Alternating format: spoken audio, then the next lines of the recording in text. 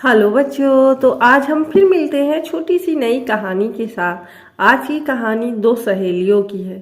तो बच्चों, क्या होता है, आपके भी दोस्त होते हैं, सहेलियां होती हैं, तो आप क्या करते हैं कि आप उनके साथ घूमते हैं, फिरते हैं। मगर कभी कभी क्या होता, कुछ दुष्ट लोग आज भी और पहले भी थे जो बच्चों को पकड़ ले जाते थे। तो ऐसी ही एक कहानी सोना और रूपा दो सहेलियों की है। तो आओ पढ़ते हैं कहानी।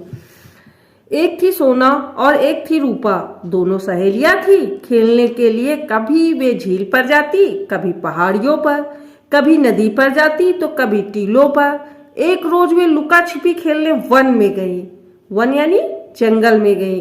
रूपा छिप गई और सोना उसे ढूंढने निकली। ढूंढते ढूंढते वह भटक गई। वन की भूल भुलैया में खो गई। वह रोने लगी, बहुत रोई। तभी एक धूर्त साधु वहां से गुजरा। उसने सोना के सुनहले बाल देख उसे उठा लिया। सोना चीखती चिल्लाती रही, लेकिन यहाँ उसकी पुकार सुनने वाला कोई नहीं था, क्योंकि जंगल था, जंगल में कोई नहीं था। साधु ने उसे गहरे जंगल में ले गया और जाकर एक पेड़ पर बैठा दिया। सोना अपने आप पेड़ से उतर ना सके और कोई ऊपर चढ़ ना सके, इसलिए उसने पेड़ के तने पर मक्खन चुपड़ दिया। साधु रोजाना गांव में भिक्षा मांगने जाता और जो कुछ मिलता वह खाने को ले आता। सोना बेचारी सारा दिन पेड़ पर बैठी रहती, बैठे बैठे रोया करती, और कर भी क्या सकती थी। सोना का एक भाई था। उसका रिश्ता पड़ोस के गांव की एक लड़की से तय हुआ था। दोनों बड़े हुए तो ब्याह भी तय हो गया। भाई बारात लेकर दुल्हन के गांव जाने को निकला, जो वन के उस पार था। रास्ते में बारात रुकी और सब संबल खाने एक पेड़ की छांव में बैठे। यह पेड़ वही था जिस पर बैठी सोना किसी तरह दिन काट रही थी। उसने नीचे देखा तो वह चकित रह गई। नीचे उसका भाई था और सहेली रूपा भी थी। माँ थी और पिता भी थे। यही नहीं, उसका पालतू कुत्ता मोती भी बारात में मौजूद था। वह दुम हिलाकर नाच रहा था। मोती को देखकर उसका मन भर आया और वह बोली, मोती रे मोती मैं अकेली रोती, तुम ठहरे बराती खाओगे मलाई, पियोगे कोला ओढ़ोगे रजाई, रूपा और मोती मैं ही क्यों रोती, मोती रे मोती मैं अकेली रोती। इस तरह कह कह के सोना रोने लगी। तो सब लोगों ने उसकी आवाज सुनी। यह सुनकर सब सोच में पड़ गए कि यह आवाज किसकी होगी, यह कौन रो रहा है। रूपा और मोती को इस वीराने में कौन याद कर रहा है। किसी की समझ में कुछ नहीं आया। तो सोना फिर से बोली, मोती रे मोती मैं अकेली रोती, तुम ठहरे बाराती खाओगे मलाई, पियोगे कोला ओढ़ोगे रजाई, रूपा और मोती मैं ही क्यों रोती, मोती रे मोती मैं अकेली रोती। इस बार रूपा ने आवाज पहचान ली और वह मारे खुशी के चिल्ला उठी कि सोना, मतलब उसने पहचान लिया कि यह सब सोना बोल रही है, आवाज सोना की है।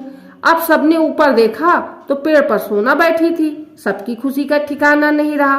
भाई ने जो दूल्हा बना था मोती को संकेत दिया। मोती ने तुरंत तने पर लगा मक्खन चाट गया। अब भाई खुद पेड़ पर चढ़कर अपनी सोना को नीचे ले आया। सोना रूपा से गले मिली। दोनों सहेलियां मिलकर खूब रोई, फिर खूब हंसी और हंसते गाते बारातियों के साथ चल दी। शाम को जब भिक्षा मांगकर साधु लौटा तो उस पर गाज ही गिर पड़ी। सोना गायब थी।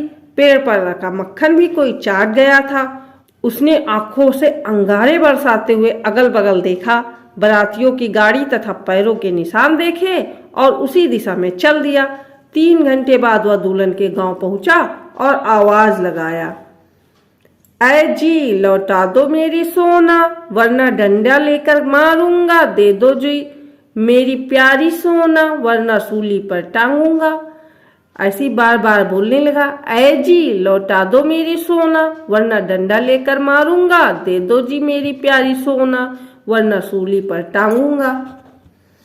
सोना ने उस धूर्त को दूर से ही पहचान लिया। फिर रूपा से कहा, यही है वह साधु जो मुझे उठा ले गया था। जैसे उसने रूपा से बताया कि यह साधु, उसने पहचान कर कि यह मुझे उठा ले गया था, तो रूपा बहुत चालाक थी। रूपा बोली अब तो चिंता मत कर, मैं उससे ऐसा सबक सिखाऊंगी कि वह नरक में जाकर याद करेगा। सोना को घर के पिछवाड़े छिपाकर वह साधु के पास आई और पूछा, महाराज आपको सोना चाहिए ना? साधु बोला अभी चाहिए। रूपा बोली अभी लाई। आप जरा चारपाई पर विश्राम करें और लड्डू पेड़े खाएं, तब तक सोना आपके सामने हाजिर हो जाएगी। साधु प्रसन्न हो गया, लेकिन वह जैसे ही चारपाई पर बैठा कि चारपाई चरमरा कर टूट गई। रूपा ने चारपाई भी कुएं की जगत पर बिछाई थी। चारपाई के साथ साधु भी कुएं में गिरा और डूबकर मर गया। तो रूपा ने पहले ही सोच लिया था कि वो जरूर दुष्ट आदमी आएगा, और उसके लिए उसने टूटी हुई खाट ऊपर से बिस्तर बिछा के कुएं के ऊपर रख दिया था। साधु जान नहीं पाया, और जैसे वहाँ बैठा बच्चों, वो कुएं में गिर गया, डूब गया। वो बहुत दुष्ट था। लेकिन हमें खतरनाक लोगों से, खतरनाक जानवरों से बचकर रहना चाहिए और बहुत एकांत वाली जगह पे नहीं जाना चाहिए। हमको सावधानी रखनी चाहिए। बच्चों, सोना को जैसे दुष्ट साधु उठा ले गया था, वैसे ही छोटे बच्चों को कई लोग उठा ले जाते हैं, उनसे गलत काम करवाते हैं, भीख मंगवाते हैं। तो हमें अपने मम्मी पापा की बात माननी चाहिए। और बच्चों, यह कहानी दो सहेलियों की है। अपने दोस्तों के बारे में हमको हमेशा याद रखना चाहिए, अच्छा सोचना चाहिए। जैसे ही रूपा ने सोना की आवाज़ सुनी, उसको पहचान लिया और उसकी मदद की, चालाकी से उस साधु को मार दिया। तो बच्चों, आपको ये कहानी कैसी लगी हमें ज़रूर बताएं। बाय बाय बच्चों।